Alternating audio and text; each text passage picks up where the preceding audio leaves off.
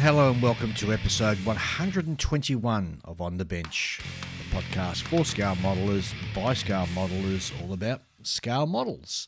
And this show is being brought to you through the generous support of all of our Patreon supporters, who, without which, we couldn't produce this show.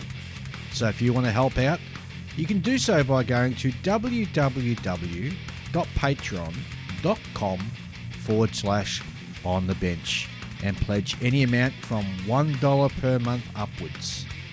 Your support is greatly appreciated.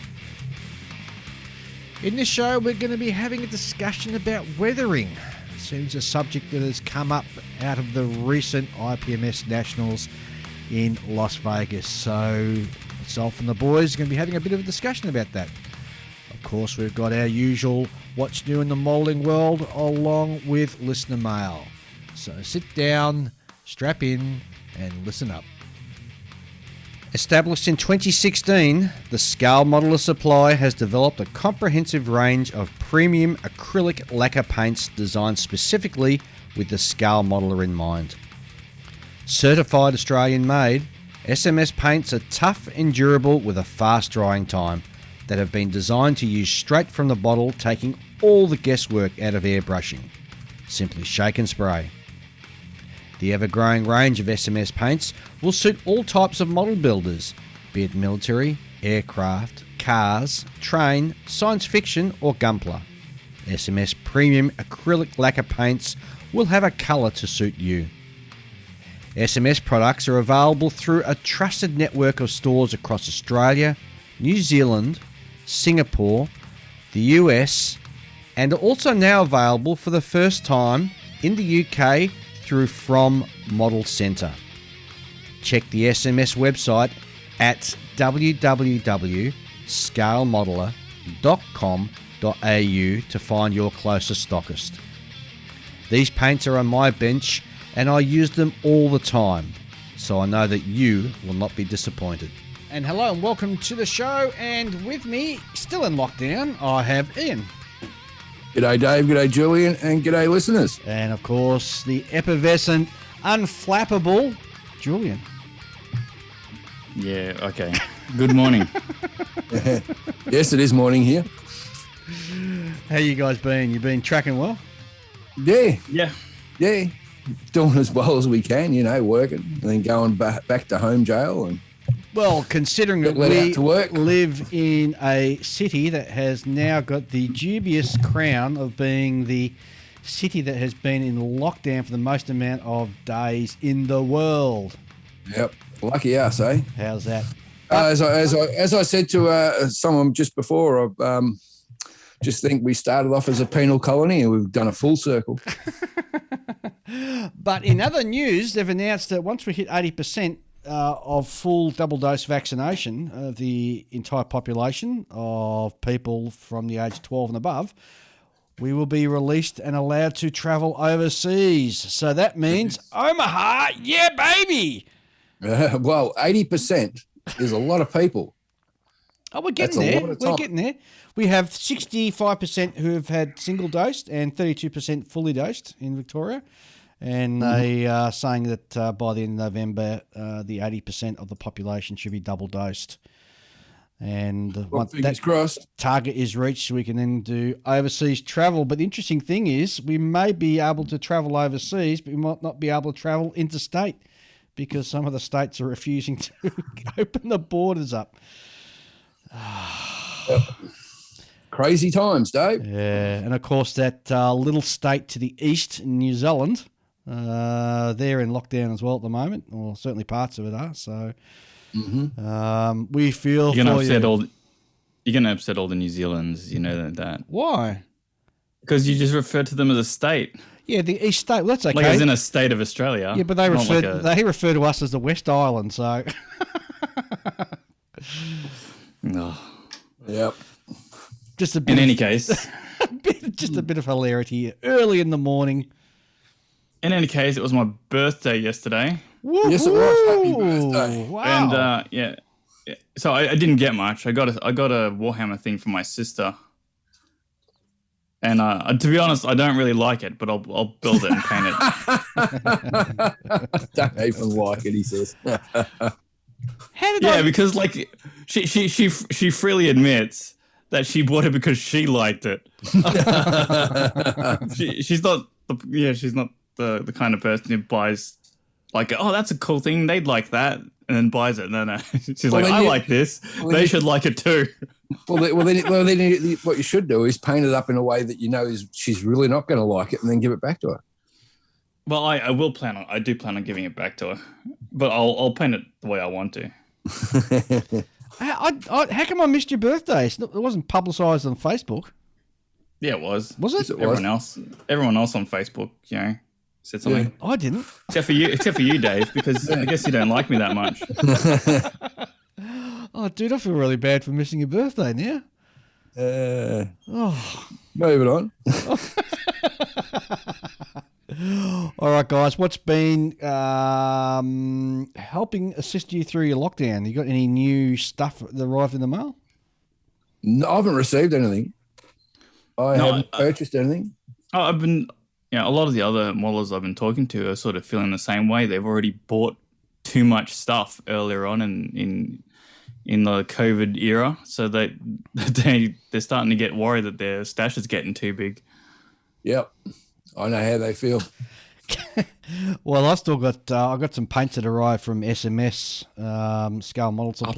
Paint is different. Paint is different. You can buy as many of those as you like. Yeah, true. I've still got some decals that are on their way. I've got a few other little odds and sods still making its way across the mail system. So, yeah, I'm still happily sort of purchasing stuff that I'll probably never build. Yeah. Yes. Well, I'm just waiting. There's a few new kits coming out very shortly that I want to get my hands on. Yeah, some interesting kits that we'll talk about when we get to the new releases. I know we've spoken already about the new Great Wall Hobby P40. Yeah. And I've seen some photos of a full build, and wow. That just totally blew my mind. It's good enough to drag you out of your preferred scale. Well, I do have a few 30-second scale kits now at the moment now. Oh, well, I mean, like wing nut wings and stuff excluded. Yeah. That's kind of a different, that's an exception, Yeah, it is actually. It is a bit of an exception, but yeah, it just impressed me so much. And then seeing Takom's bringing out the twin 38 Mark 38 gun mount. Mm-hmm. The US Navy one. We'll leave that until we talk about what's new in the hobby world, because that's some interesting stuff coming out of Takom announced this week. So, yeah, you been building anything, guys? Put together all the sidewalls. So basically the body of the Canadian Armoured Machine Gun Carrier is now put together. Yep. So this weekend I planned on doing some more painting and weathering. And, man, that's looking pretty sweet. I'm happy. It's got the wet floor look is what I was looking for. Mm. I want it to look like it's getting near the end of its life, and it's looking as miserable as the crew is. Well, the crew and the vehicle definitely represent how miserable that environment would have been. Yeah, and that's exactly how I want to do it. Just damp, mud. Yep. Disease-ridden battlefield. Yep. People with trench foot and dying of exposure and not that sort of thing. Rats, So yeah, but no, I'm quite enjoying this build. Excellent. Julian, what about you? What have you been building? Well, that Warhammer thing that I got just yesterday. And what exactly is it? You've mentioned there's a Warhammer. You didn't told us what the model thing. is. What's the thing? It's like a boxing that came with like some figures and cards, like a card game kind of aspect to it. Right. And this one here is called Murlog's Mob, which is kind of like a troll with like mushrooms growing off his back, which is, more organic and everything than I really care about. Yep. A bit too much on the nature side of things. Too much green thumb going on, I think. But Julian just aches for concrete. Well, not necessarily concrete. I mean, I quite like sci-fi stuff. I like fantasy stuff too. But I mean, this just doesn't float my boat, is what I'm saying. Yep. Like if you're going to give me fantasy stuff, at least give me the the swords and sorcery side of things rather than the whatever this is. Uh, Yeah, and yeah, I've got a few things to build for my sister apart from this thing. I mean, like, not that I have to give it to her. I'm supposed to keep it, I think, but I'll give it to her anyway because I don't want to keep it. I've also got like that Hello Kitty Gundam thing that she asked me to get and build for her, and some other various Bandai things, I think. oh, cool. Excellent. Yeah, I also I nearly forgot. Sorry, I'll keep going, Julian. You're first. Yeah, and the other thing's like a Bandai boxing of like a Pokemon character. It's pretty simple. Won't take long to knock together and spray it down, but it's just another thing there for me to do, I suppose. So production line of stuff you really don't want to work on. Oh, look, it's not like I don't want to work on it because I enjoy any things that help other people who aren't in the hobby sort of enjoy an aspect of it. I'm quite happy to get involved in to some degree. Yep. But it's obviously not something I would buy for myself. So there's the distinction there. Yep. Yeah, cool. Yeah, I actually last weekend also glued together all my Tory factory miniatures. Ooh. All the girl ones. Oh, okay. Yeah, they look all right. There's some of them need a little bit of putty here and there, bit of up on some seams, but overall, no, they come really nice. Excellent. Then comes the fun bit of having to paint them. Yeah. I wouldn't look forward to that.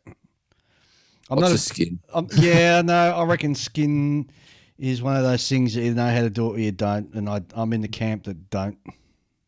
It's just practice. Yeah, I know. Practice. Eventually, you get it right. Yeah. Anywho. Well, I've been muddling along with the Musharu Cup, and I'm at that point now where I'm just waiting for some decals to arrive. I'm also waiting for some stencils to be done for me. Not looking at anybody, Julian. Oh, yep. And then to be honest, I forgot about that. Okay. And then I'm ready to do some. Then I'll be ready to do some weathering once I've got those parts done on it, and it'll be just about ready to be finished. Wait. So I released pictures to our Facebook page. So if everybody wants to go and have a look at it, where it's sort of the part that I'm up to now, and so getting some good feedback actually. So that's come out quite well. And while I was waiting for Julian to get his act together and do the stencils for me, I went and did a TIE fighter from Bandai. Yeah, saw that too. Nice build. So knocked that together in the space of a couple of days, painted and done. Really simple kits to go together, quick and easy. The Bandai kit? Yeah. And look, it's funny, people rave about Bandai and how, and they are simple in the way they go together and they are well engineered. But, I've had some normal plastic kits from other companies. Well, I'm thinking of Tamiya, like some of their ships that I've built that go together equally as well, if not better, in regards to the way they line up, to tell you the truth, in some respects. So just putting that out there as a thought. But, for the guys out there who just love to do their snip and click, they're perfect. They're really, really good. And I've been watching a bit of Mr. Rinaldi Studios just to get some ideas, because he's got a real cult following now from the Gundam builders, because he's right into the weathering side of stuff, as everybody knows. And the Gundam builders traditionally weren't into weathering. They'd just do some panel lining and that'd be about it. But that's right. And you could almost call it the Rinaldi school now, I guess, as a way of saying something, in regards to Gundams and Gunpla. What he's sort of bringing to that part of the hobby is just fantastic, and the crossovers between what he's doing on those kits and what you can apply to the traditional modelling subjects such as aircraft and armour and even ships it just all flows seamlessly together. And he's actually released some of his stuff now onto some of his studio work onto YouTube. So you can sit and watch and follow along even as he does his work, which is really good. We should really see if we can get him on the show one day. I know he's been on a couple of other shows already, but I'd love to have a chat with him. Yep. He's a really interesting dude. Yeah. So that's it for me. That's all I've been up to, really. Just been doing that. Fair bit. I'm just trying to think of what my next subject's going to be while I wait for my stencils to be made, which will probably take a couple of months. It won't take that long. I'll do it after this episode. All right, after we finish recording, I'll go do it. It won't take long at all. There you go. Well, I was actually intending to do it after last episode, but it didn't end up happening because I got lazy and decided to read something instead or whatever it was that I did. I tell you what it is that I did, but I can't remember. That was like 2 weeks ago. So now I've got to figure out well, I've got technically my bench is empty at the moment. I've cleaned up a lot of my sort of shelf coins that needed touch-ups and everything. So I'm at that point now as to get back onto the monitor. Yeah, I've lost my mojo for that. So I'm just going to leave that parked on the. No, I'm going to leave that parked at the moment. Yeah. Basically, you couldn't be bothered with it. You've got to when you're doing a kit, you've got to be excited about it. There's no point trying to do it if it just seems like hard work. You know what I mean? You got to be enthused. You got to be. Yep. What's the word? You got to have the passion there. Otherwise, it's just like doing a job. Why would you want to do that? We'd all rather be doing something else than work. Exactly right. So yeah, I'll have a hunt around and see what's in my stash and dig something out and. Just close your eyes, walk up to the stash, and just first box you touch, it's the one you build. No, I can't do that, man. I cannot do that. That's like somebody telling me to make something, and it sounds great for the first 5 minutes. But once I start, I go, no, this is boring, man. Then why buy it in the first place? Yeah, I know. But that's a good question. Why do you buy them? Because you've intended to build it. Because it excites you when you first see it. I blame the advertising, the box art. That really gets you. See, yeah, exactly. That's why you should never buy something based on the box art, right? They should do something like they do with Australian cigarette packets, just plain generic box art. This box may include a plastic model aeroplane. Yeah, okay. Shall we have a listen or read some... what you're trying to say is you want to do some listener mail. Yeah, that's what I'm trying to get out. Yeah, okay. We'll have a crack. First of all, I've got an email in from Victor Carlson, who, if you remember last episode, I was trying to do the Swedish pronunciation for Air Force, and I couldn't. So Victor sent me broke it down for me, and it's actually Flugvapnet. There you go. Air Force in Swedish. Thank you very much for that, Victor. I'm pretty sure I got that down pat.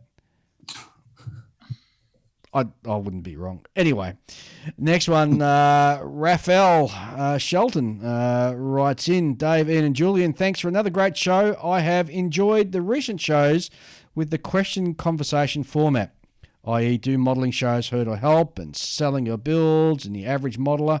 I really appreciate how each modelling podcast has its own personality. My favourite example of the difference is when Mini Art releases some weird diorama thing or someone who releases a Luft 46 kit.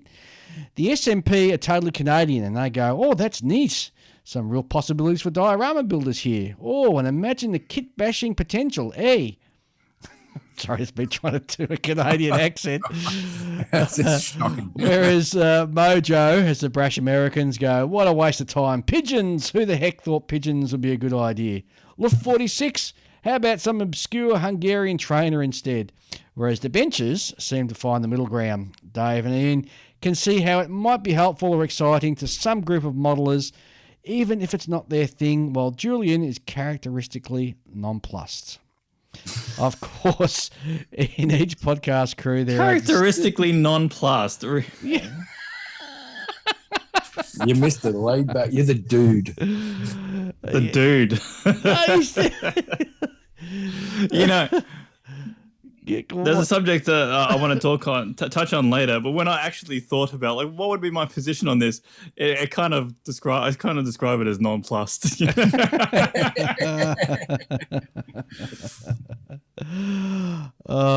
Thanks and keep up the great work. And it's from Raphael Shelton, who's a deacon at St. Anne Orthodox Church in Oak Ridge, Tennessee.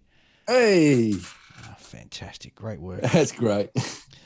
Our good friend Lee D writes in and she says, "Hi, Dave, Ian and Julian. When you guys finally come out of lockdown and are allowed to travel once again, you must organise a trip to Cairns to visit the Armour and Artillery Museum." Yes. When I entered... That's a big yes. Yeah. She says, "When I entered, I was like a kid in a candy store. I had tears welling in my eyes, machines that you have only ever seen photos or grainy videos of where they lined up as far as the eye could see." And she's also included some photos of the army she went and saw, but she took 420 photos. Wow. Can't recommend it highly enough. I also had the bonus of seeing and hearing several machines running, something that has finally been crossed off the bucket list. Yeah. Dudes, we gotta get up there. Well, haven't we always? Yeah, I know, but we've definitely got to get. We're going to go up there and do a show from up there. I reckon it'd be just fantastic. For sure. Alex Caretti writes in, "Hi, Dave, Ian and Julian. Firstly, just want to say that I've been listening to your podcast well over a year now. I'd like to thank you for keeping my mind entertained during many tedious days at work. Last weekend, I attended the Queensland Model Hobbies Expo in Ipswich, and I'd like to say, despite the issues that were faced, it was a fantastic event. Unfortunately, the number of attendees and vendors was a bit lower than previous years, which was due to the New South Wales border being closed, but that didn't stop a record number of models being entered into the competition. I was truly amazed by the quality of the work being submitted, and it's clear to me that the competitors have used their time in lockdown to perfect their modelling skills. I found that the volunteers and other modellers are a delight to talk to, especially Eric from Manscale Models, who took the time to explain to me the weathering process on one of his models. And you should check out his Facebook page if you haven't already done so. I've also attached some pictures of one of his entries, which was a 1/72nd scale Airfix Hawker Demon, which he has done a fantastic job, and he modified it to resemble an Australian Demon. Terrific. So it was great to hear that the show went off really well, and some of the pictures I've seen look like it was a really great event. Yeah, with all these cancelled shows, the next shows that are going to come up, they're going to be so huge with numbers of entries. Yeah, and speaking of shows, unfortunately, Scott has written into me from the Wagga and District Scale Model Club, saying, just a quick note to let you know, that the committee and members of the Wagga and District Scale Model Club have made the difficult decision to cancel the show for this year again due to the ongoing lockdown restrictions within the country. Keep safe, and hopefully we can have some shows again next year. Thanks. And fingers crossed, guys. Yeah, absolutely. We've got a show that is due in October, and I don't know whether that's going to happen. Well, fingers crossed. I'd love it to happen. Yeah, I don't know, dudes. I don't know. Anywho, let's have a quick break, and we're back and have a look at some new kit announcements.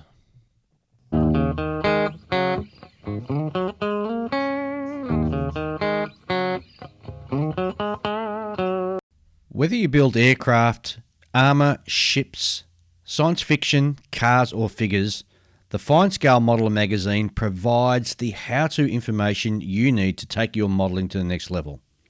In each issue of Fine Scale Modeller, you'll find clear how-to features on model assembly and finishing written by experts, reviews of the hottest model kits and products, tips and techniques for assembling, painting and finishing, as well as inspiring photos of readers' models. To find out how you can get your copy of Fine Scale Modeller, go to www.finescale.com. Okay,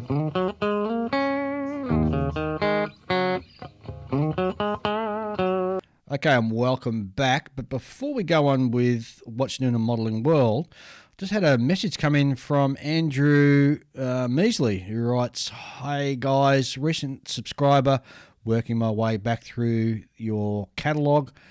Time on my hands because we just went into lockdown again in New Zealand. We will not and never will be a state of Australia. But you guys can come to the western state of New Zealand. We might lower ourselves in accepting you guys. Love the banter between you guys and like the variety and between the different podcasts that are available.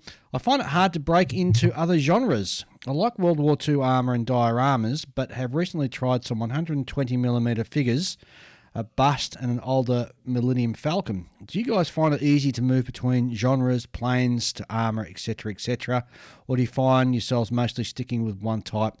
That's from Andrew Measley from the, now probably going to really butcher this, it's the Manawatu Scale Model Club.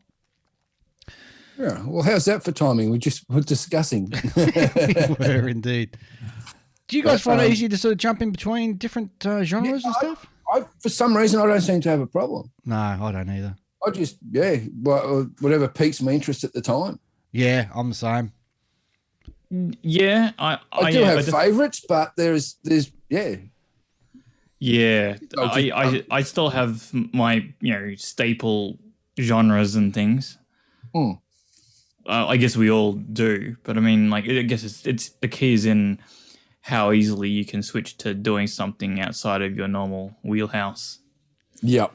And I have no problem doing that. I can do figures, I can do cars, I can do ships to some degree. I have yet to delve much deeper into ships than I really need to sort of get onto that. But I'm actually doing my very first ever World War I armoured car. Yeah, I've never done anything like this before. I've done one of those. Yeah, I've done one of those. I'm not sure if it was anywhere near as good as a kid. It was that crappy Rodin thing. Oh, what kit was that? Oh, the Rodin Rolls-Royce armored car. Oh, right. Yeah, it was so like weird how like Meng brought out a good kit, like a properly good kit. Yeah, I've got I had to persevere with that absolute turd of a kit.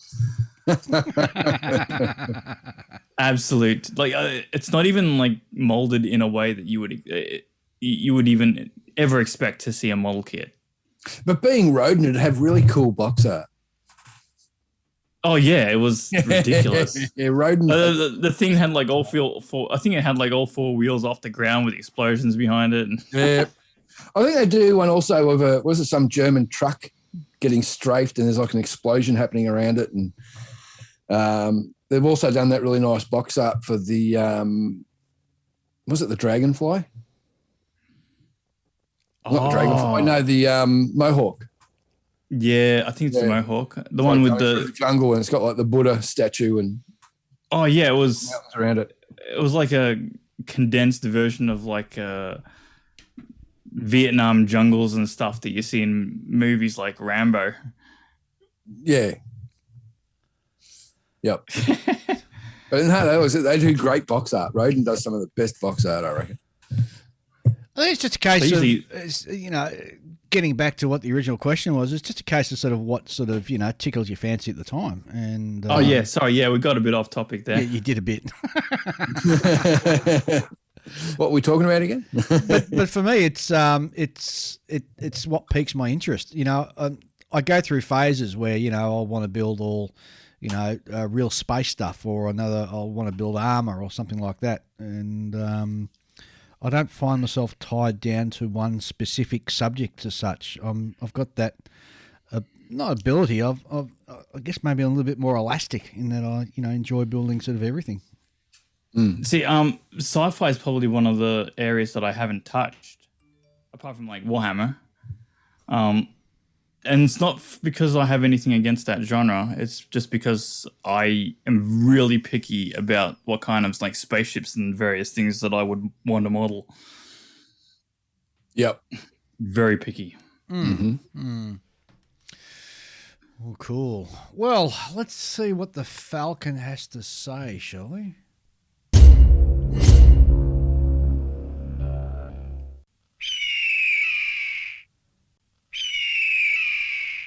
Okay, of course, the Falcon writes in and he says, hi, Dave and the likely lads. That'd be you two clowns. Yep. Let's start with what is quite possibly the shortest new kit segment ever. Oh. First of all, aircraft. Edward are hoping to get their 148 scale Zlin Z22. Zlin, is it? Yes, Z-L-I-N. Zlin. Zlin Z226 Trainer. Did he mean trainer there? No, it could be trainer. Ready for the 2nd of October. No guarantees as it is not quite ready yet, but they are trying their best to have it ready for an event in Pilsen on the 2nd of October. There must be a show or something. As they're expected to have several real trainers in attendance. Would that be E-Day? Yeah, maybe. I presume the event must be an air show. As to the kit itself, it will be a limited edition kit allowing you to make the following versions, which is a Z226B, a Z226T, a Z226M, and a Z226MS. I have to wait and see. It is a trainer, by the way. I thought so. Okay. But no, but I think the name is Trainer, but it is also a trainer. Yeah. Right. All right. Okay. Dora Wings are soon to release a second boxing of their 148 scale Cauldron Simua. The new kit will be the Cauldron C631/633 Simua.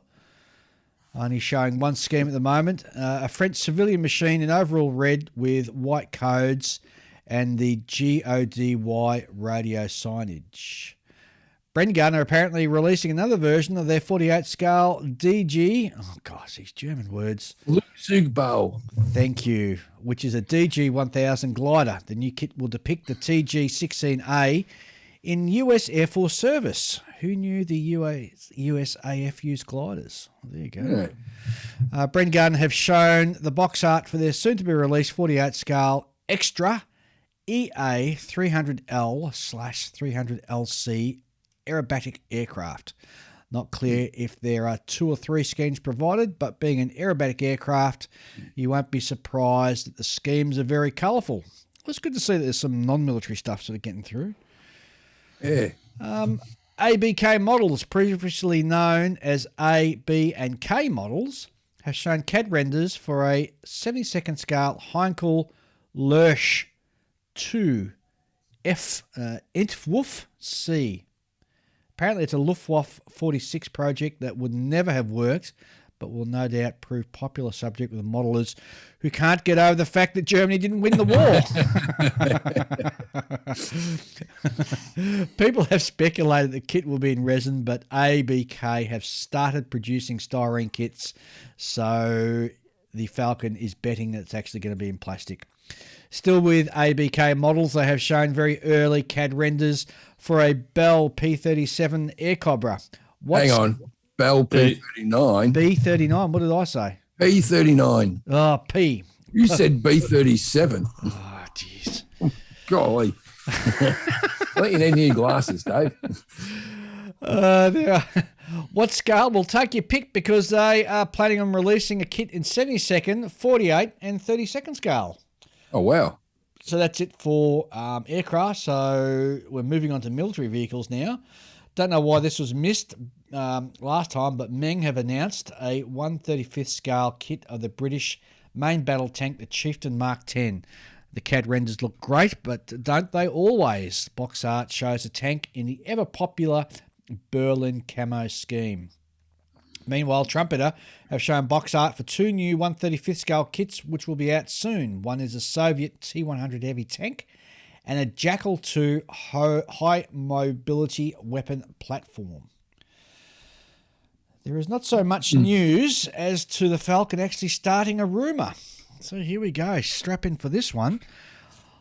On the track link Falcon.com forums, there is a very talented modeller, Mr. David Williams, who has 3D designed and printed a fantastic 35th scale model of the Humber light reconnaissance car.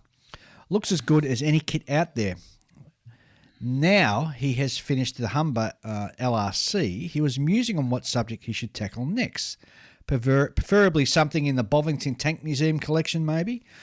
A few posters made various suggestions, but notably Paul Owen, who is the owner of TrackLink, said that he should avoid taking on the A11 Matilda Mark I infantry tank. Note that it was not a suggestion as to what he should do, but a warning as to what he shouldn't do.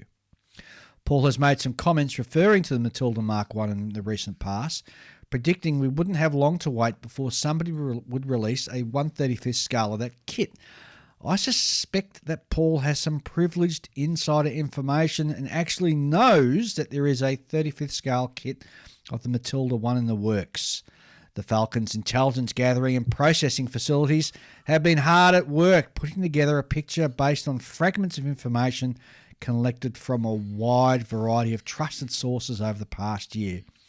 After collating, filtering, and analysing the evidence, it is with a high degree of confidence that we can predict that Gecko Models will release a 35th scale Matilda Mark I in 2020.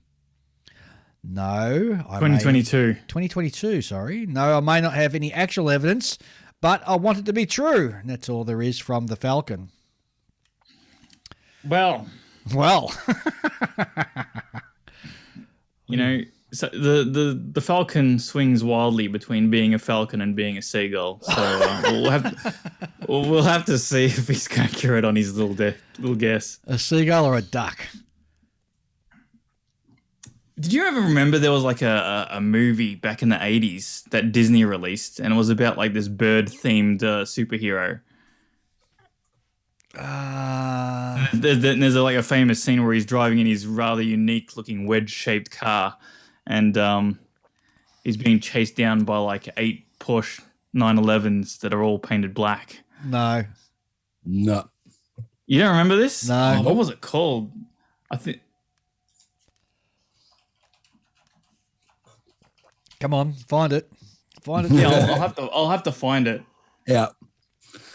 Well, in the meantime, let's have a chat about Take-On, because they've had a couple of really major announcements in last week. First of all, they're doing 2 German ships from World War I that will also come with Zeppelins. They're doing the SMS Der Flinger and the SMS Lutzenau, which are 2... What? How do you pronounce it with an N when there's no N in the word? What do you mean? Lutzow. You said Lutzenau. Well, you know, it is what it is. So those 2 ships are going to be in full hull and in 1/700th scale, but there's also going to be a Zeppelin Q-class airship in the same scale as well, which I think... And a figure. And a figure as well. Yep. Huh. But also in 1/350 scale, they've announced 2 different types of flak towers that Germany had during the war, which is another interesting thing. Now, I just can't see whether I've got that here or not. No, I don't. So 1/350 scale flak tower, that's going to be massive. Well... Yeah. It'd be a reasonably large size, maybe the size of a shoebox. Well, it'd be fantastic for those of you, those out there who like doing their dioramas, that's for sure. But yeah, wow, flak towers. I never would have thought that I would have seen a company doing the flak towers. It's just, yeah. Cool. So I figured out what the name of that movie was. It was called Condor Man. Condor Man. Yeah. Okay. Yeah, and yeah, it's got this guy, and he's got like a condor kind of birdie sort of superhero theme, and he has like this mechanical wing type thing, that contraption that unfolds from his back, and he's able to glide around and stuff. Right. Gee, sounds like a riveting movie. Well, it's a bit sort of humorous take on like the sort of Batman kind of looking thing, except it's made by Disney, I believe. Okay. Fair enough. One of their weird things that they did. Yep. It's funny. I was had a spare couple of hours last night. I don't say spare couple of hours. I was just looking for something to watch. I ended up watching 2001: A Space Odyssey again, which I haven't watched for a good 15, 20 years. Yep. Yeah, gee, man, I don't know. It doesn't hold up as well as I thought it would. Oh, isn't that the case a lot of the time though? I skipped over all the boring bits. You know, they often have a lot of people have like really fond memories of all the films and things, and then they go and watch them and they realize, wow, I've gotten really used to like more modern films that have a much faster pacing, and like everything in the old stuff is so drawn out. Yeah. I'll tell you what, man, if you hadn't read the book 2001 and you went and watched the movie, you'd have no idea what the hell's going on. Absolutely none whatsoever, because the storytelling is sort of so, I don't know, it leaves... Obtuse? Yeah, it is. Like it's intentionally vague and disjointed, right? Particularly. I mean, they sort of... They end up on the moon and they sort of come across the artifact or the obelisk, and they're standing there staring at it, and the sound goes off and they all holding their ears, and it cuts to the next scene and they're, heading towards Jupiter. I mean, it doesn't sort of do enough to explain anyway. Oh, I'm just glad. Let's get back on a movie.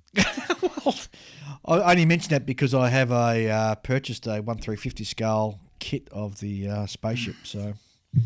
That's right, yes. So I've got to build that. It comes with lights as well. My first foray into lighting a kit.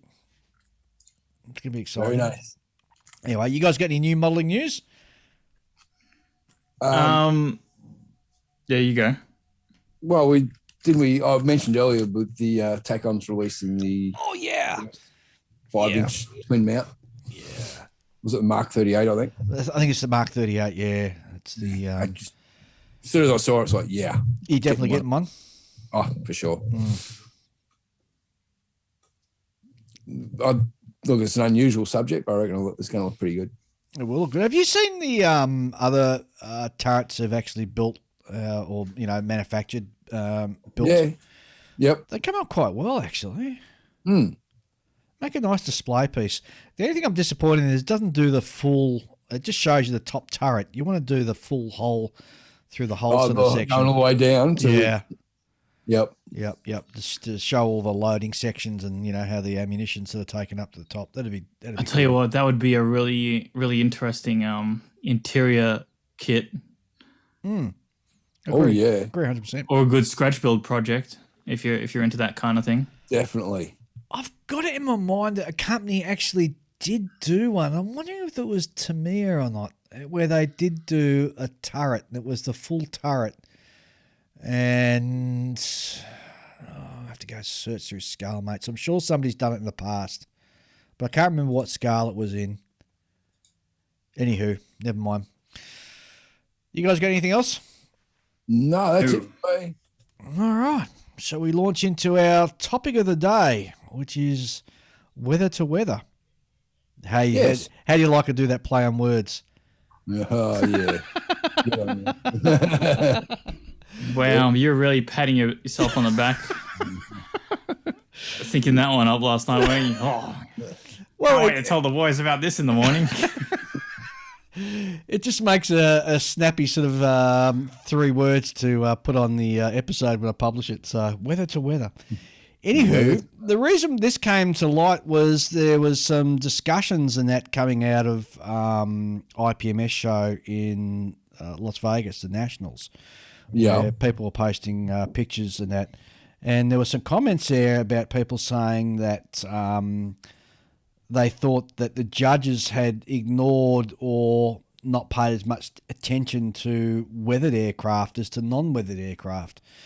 And I thought it would just be a good subject to talk about whether we should model weather aircraft, or models for that matter, and whether it's acceptable and suitable not to weather them as well.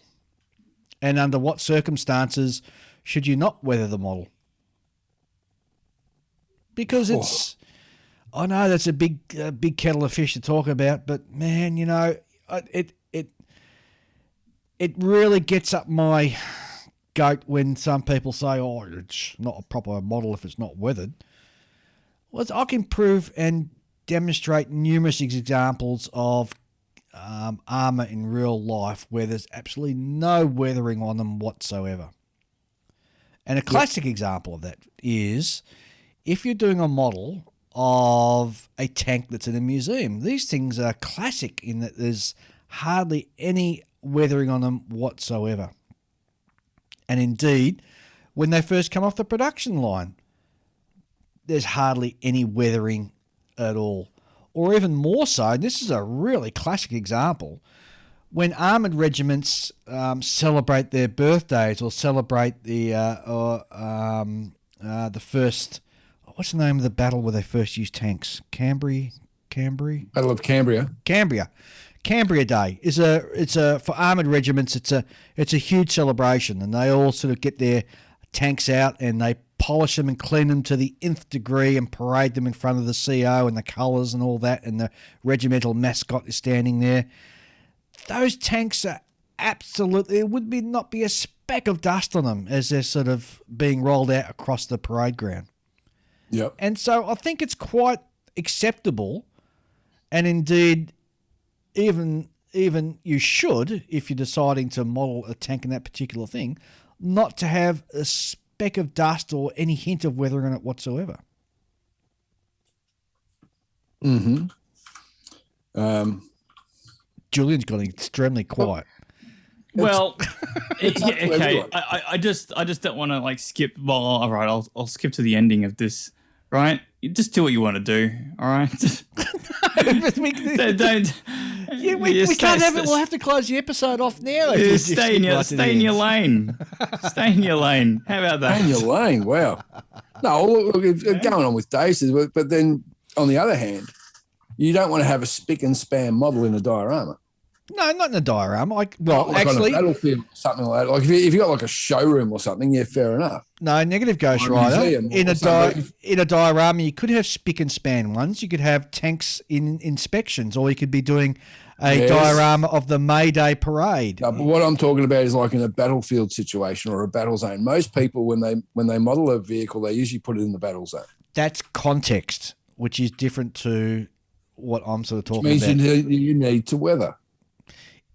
In context, exactly right, because you're modelling the kit in the context in which you're representing it. Yep. So a battlefield one, yes, 100%. But if you're building a model of, say, a Learjet that's just rolled out of the factory in, I think it's Wichita, or if they make it, it's going to be polished and spick and span to the nth degree. Yep.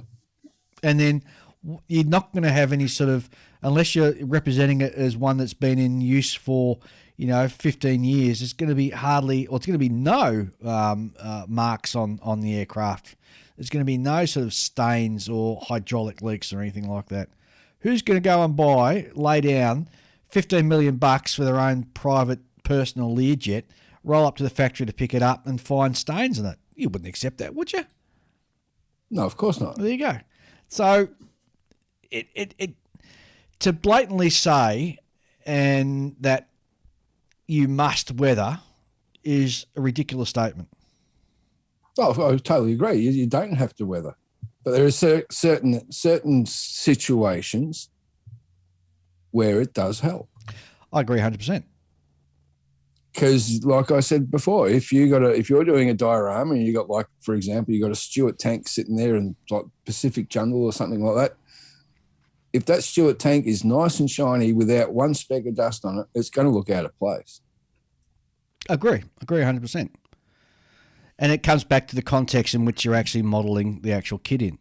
It just got up my nose a bit where I saw these people sort of launching into this huge spiel about, I can't see any weather on that particular thing, so why should it win in the competition? It just it depends on when the modeler was actually depicting that aircraft or whatever it was that won in what time frame they're actually doing the particular model of. No. Look, weathering done rightly adds great realism to a plastic kit. And I would challenge you and say that even not applying weathering is even a greater challenge to try and make it look realistic. Oh, well, I reckon it probably would. Because you can hide a lot of mistakes with weathering. You just slap on some mud here or some thick snow or something like that. We should clarify. You can hide a lot of mistakes with bad weathering. Yeah. Right? Because the chances are the mistakes aren't going to be conveniently in the places where the weathering should be applied. Yep.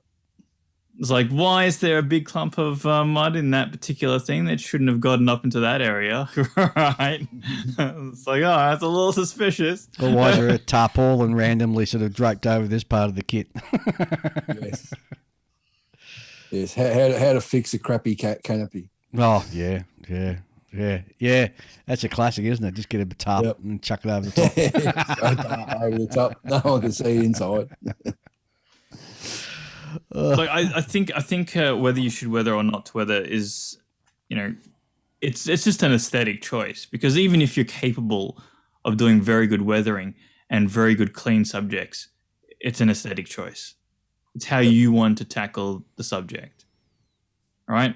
And you really shouldn't be bringing that into. I mean, like, remember, this all kicked off because of American nationals, right? Yep. It really shouldn't factor into how you judge the subject, unless you're judging purely on skill base, right? And you go, well, that's really skillful weathering, and I'll have to judge that higher than it otherwise.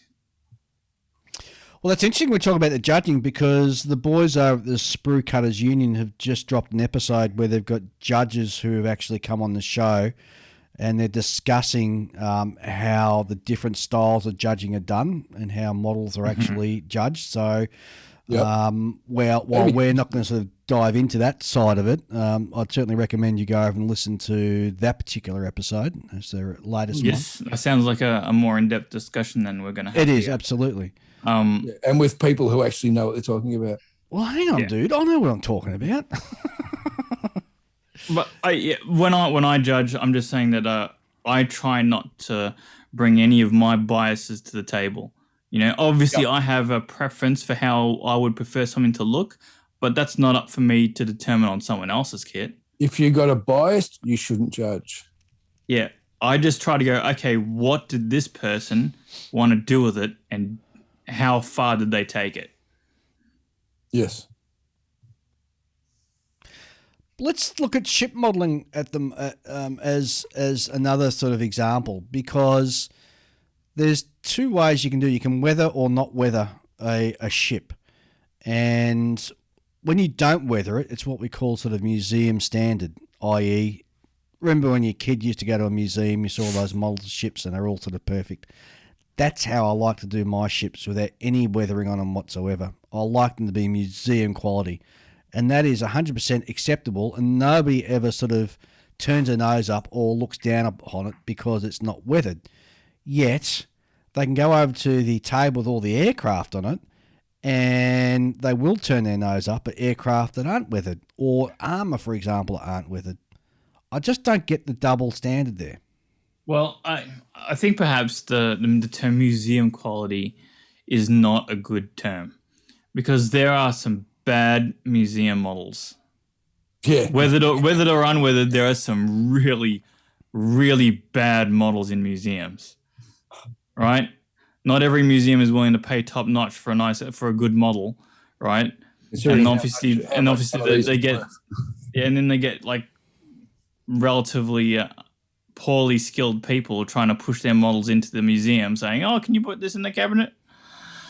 Yeah, so but museum quality, Julian, when we talk about museum quality, it means that a ship is done and built and represented as it is without any weathering whatsoever. So it's a pure model. That's what I mean. That's why I said that's a bad description of the aesthetic that you prefer.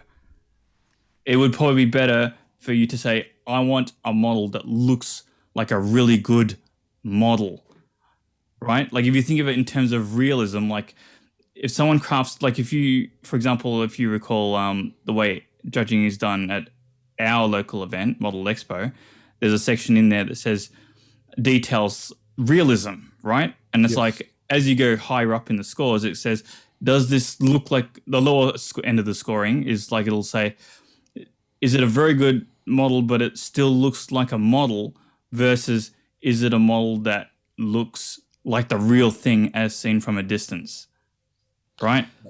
You don't necessarily want it to look like the real thing as seen from a distance. You just want it to look like a well-crafted model. Which comes back to my earlier thing where I said the trick is to actually be able to model something so it doesn't look like a model without adding the weathering to it. See what I'm saying? Like you want a model without flaws, you know? If you consider weathering a flaw, yes. Yeah. Well, I mean, like think about it. Like what would be considered a flaw in a real life subject, right? You would have weathering, you would have mud, you would have scratches, you would Rust. have broken parts, potentially, stressing on the skin of the aircraft or ship. Touch-ups. You want the idealized form of that subject. Yes. It's perfect, brand new, straight from the factory. Yeah. You want like a 3-dimensional, tangible representation of what the designer thought of when he created it. Yep. See, that's why I think like there needs to be a better word to describe it other than museum quality. Oh, yeah, I get that. Okay, I see where you're coming from, and yeah, I agree with you. Yeah, that's a fair point. Yeah, so you should probably use the term like an idealized aesthetic. And to be honest, that's what there's definitely room for that in our great wide hobby. You know, absolutely. There's lots of people who prefer these things. You know, they want things to look like a 3D model. You know, as it's being pitched to the what do you call it? The procurement of vehicles board or whatever. Yeah, that's where car modelers step up to the plate. Well, see, that's the thing, right? Do you know how many images car get models, around? Yeah, very rarely do you ever see a car model weathered. But I mean, like, have you seen like those photos that float around Facebook and stuff? And it'll be like people who don't even build real life cars; they just modify, digitally with Photoshop. They'll modify a car to look the way they, they're like concept artists. Yes. Oh Yep. Yeah, you're like the modeling version of a concept artist, Dave. Yes and no, because I don't mind weathering models. It's only when I'm, particularly armor. I don't mind weathering armor at all. I've got no qualms about that. Aircraft, depending on the scale that I'm building. So if I'm doing a 1/144th scale B-47, for example, I'm not going to be inclined to particularly weather that. Whereas if I was doing a B-47 in, say, 72nd scale or even larger, I would be inclined to weather it. Because you're not going to see much weathering at 1/144 scale. Well, there's that, but there's... Yeah, and B-47s would have been kept pretty clean back then in the 50s. I can show you some pictures where they're disgustingly dirty because they're so heavily used, and they're on sort of standby and in the air all the time, so they're constantly sort of in use. But it, I don't know, it's sort of a scale thing. I mean, if you did a 1/700 scale Zeppelin, would you weather that? Silence. Weathering on myself, probably.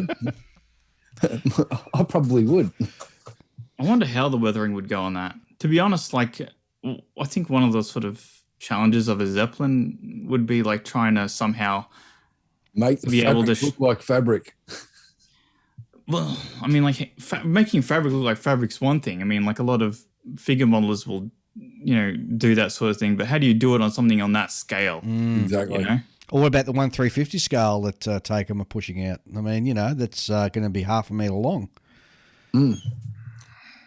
See, Yeah, and definitely. then with between those two scales, so 1/700 and 1/350, if I was going to weather it, I'd be more inclined to weather the larger one than I would be to weather the smaller one.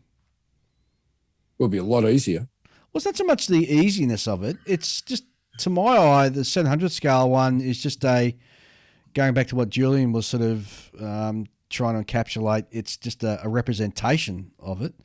Whereas it's the bottle version. Whereas the 1/350 scale, in my mind, it's going to be try and represent a real life representation of it.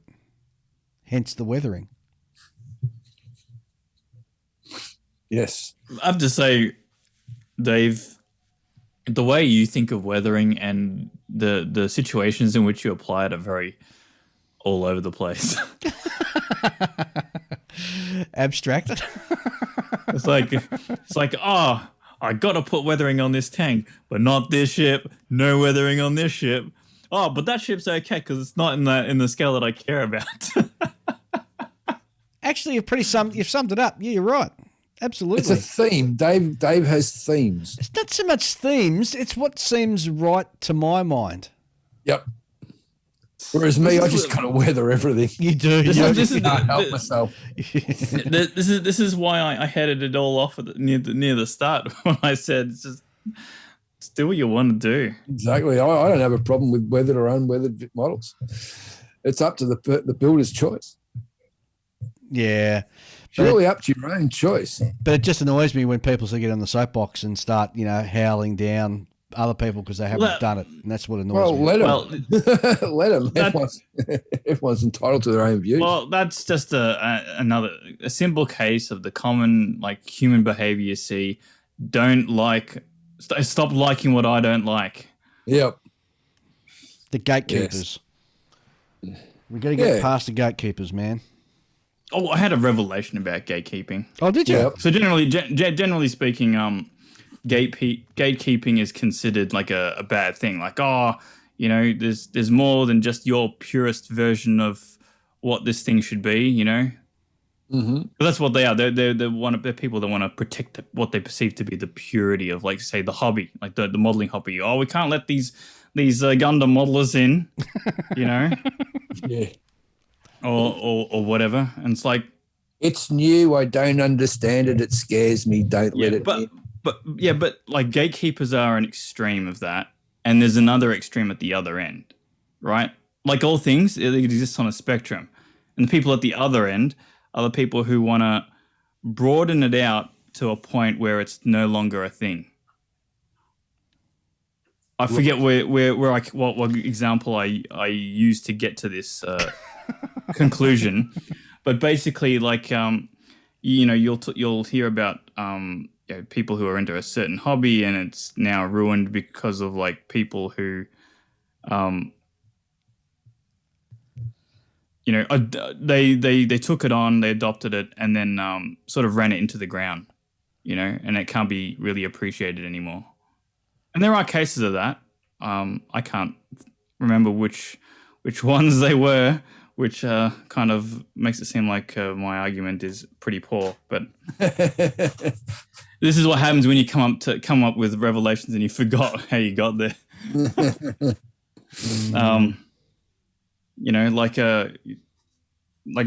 For example, let's take video games for example.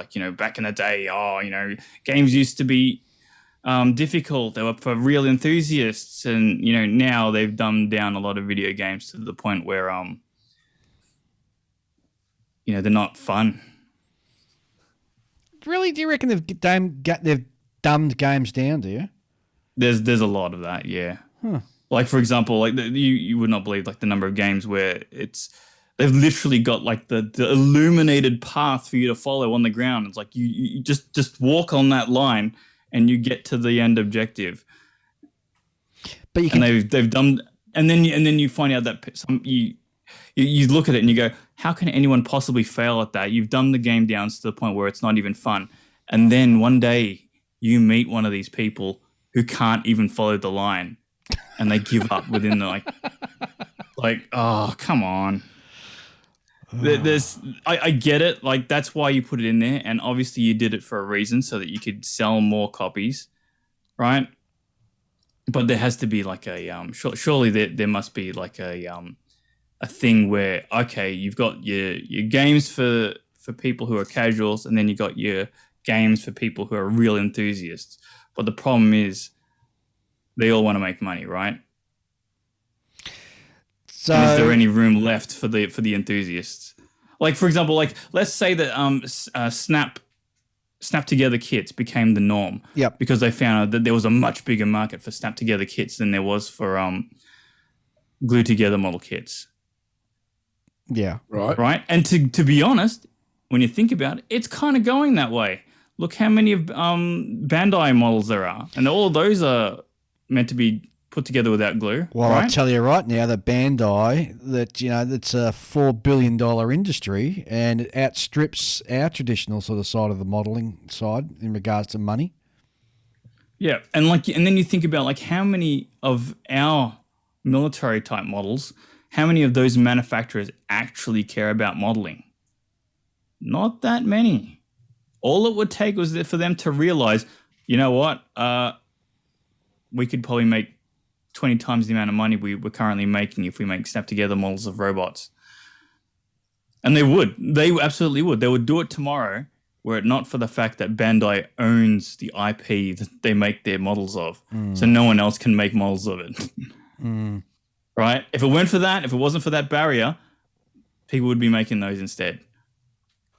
Because there is I can tell you, there's a huge demand. People will, scream up and jump up and down, and they scream at Bandai, I want a model of this particular Gundam, but Bandai won't ever make it because they don't care. They're their own entity. Yeah, they do what they want. Yep. And they can afford to because they own everything. They own everything in the Gundam space. They own all the intellectual property. They own all the models.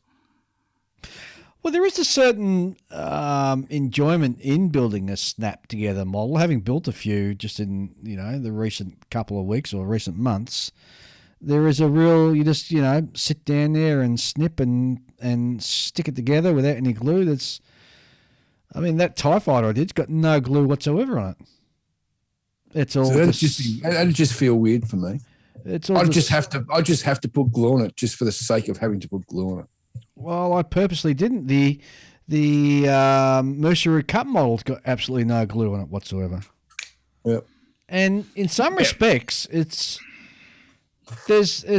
a liberating sort of feeling to being able just to go bang, bang, bang, bang, and not have to sort of worry about that side of it.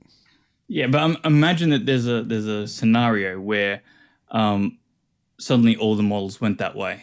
Yeah. And the enthusiast models like us got pushed to the side, and we wouldn't be able to buy any more models that were glued together.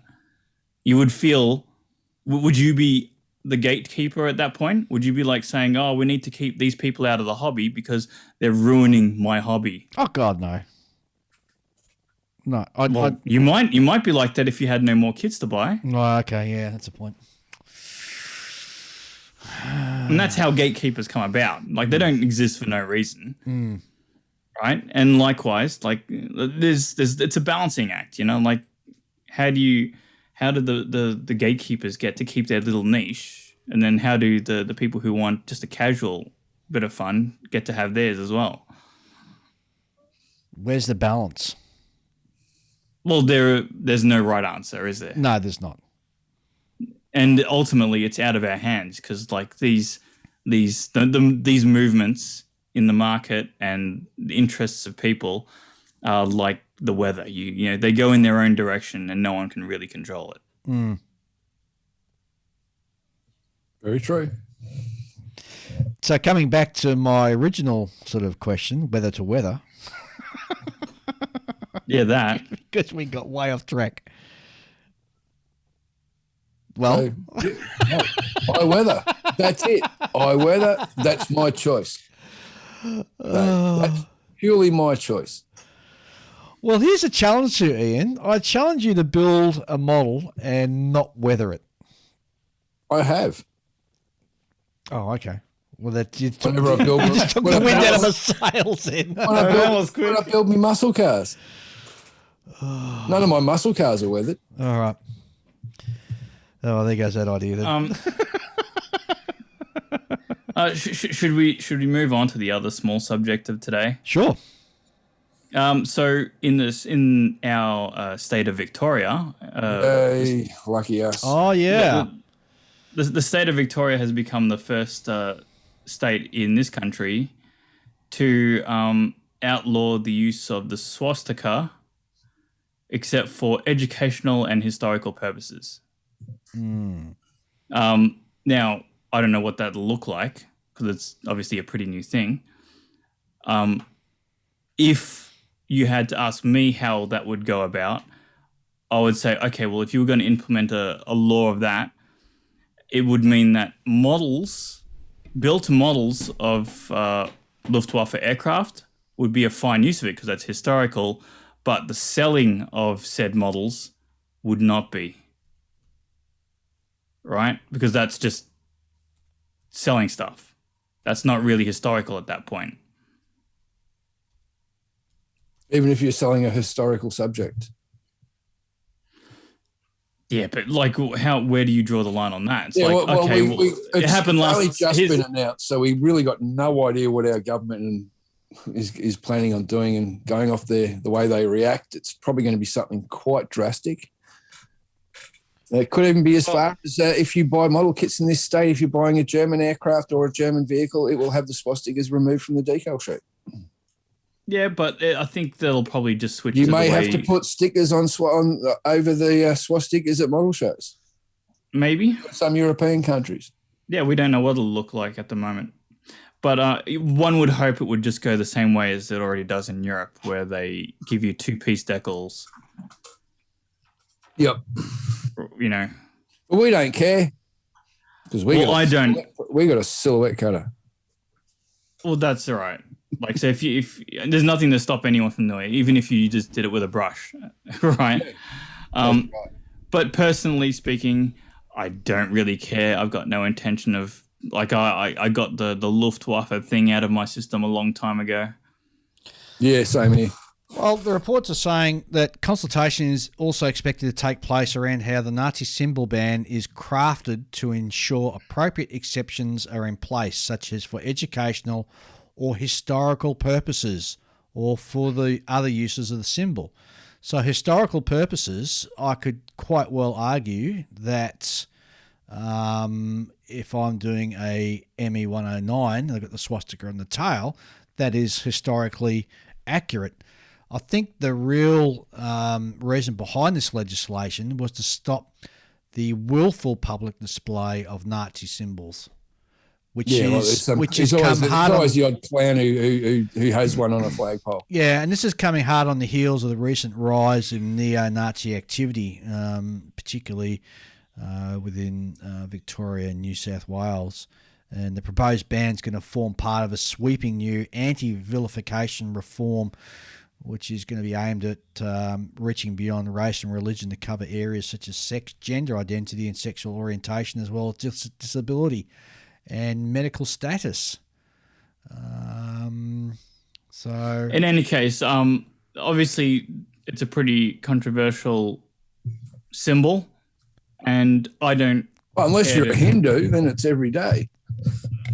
Right, but strictly speaking, I don't want to go into the political side of things.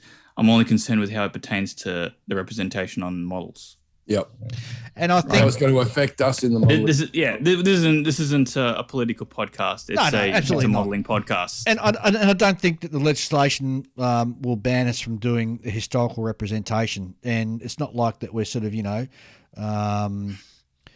we're subverting the intent of the legislation by having swastikas on model kits, which is a historical representation or something. Ultimately, if you want to build a model with it on it, there's nothing stopping you from doing it if it's in the privacy of your own home, etc. Well, I think that goes further in, say, Germany, where it's banned outright, full stop, right across the entire country in any way, shape or form. So how do Hindus get around it? don't know. I think the swastika is actually reversed in the true Hindu symbology. Yeah, and it's used a lot in Japan. It's under the name What Karma. about people modelling World War II Finnish aircraft? Yeah, don't know. It's interesting, isn't it? It's really easy to turn a blind eye to this if you're in a country where it doesn't matter. But now that we're in a state where it does matter, it really takes on a whole different sort of consideration. When if you know, it's very, very different. Like I used to not care. Like, oh, okay, all the Eduard models have the 2-piece swastika. Okay, that's a thing. I don't really care. It doesn't affect me.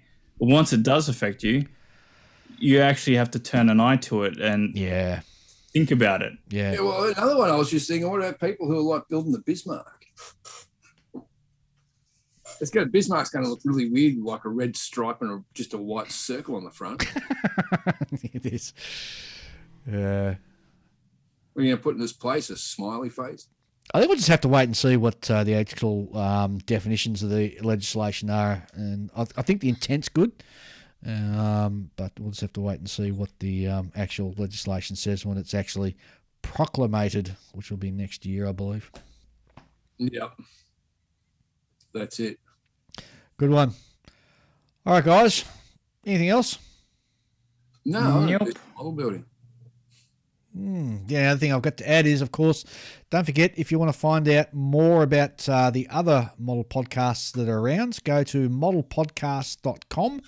That'll give you a full list of all the other fantastic podcasts out there for you to listen to. Thanks very much for listening to us this episode. Before we head out, let's do a sign-off from Ian. Photo etch is your friend. There you go. You've heard it straight from the mouth of the man. Julian. Use your hobby knife more. Yeah. Okay, very good. It's not... It's the most universal tool you'll ever have, right? Yes. Use it for everything, Julian. Okay, cool. Yeah, I do. I do. Opening doors. Yeah. Yeah. Shaving, yeah. All right, guys. I think we'll leave it there. All right, I'll catch you all the fortnight. You sure don't want to keep this going? I'll catch you all the fortnight. I'll see you then. Bye-bye.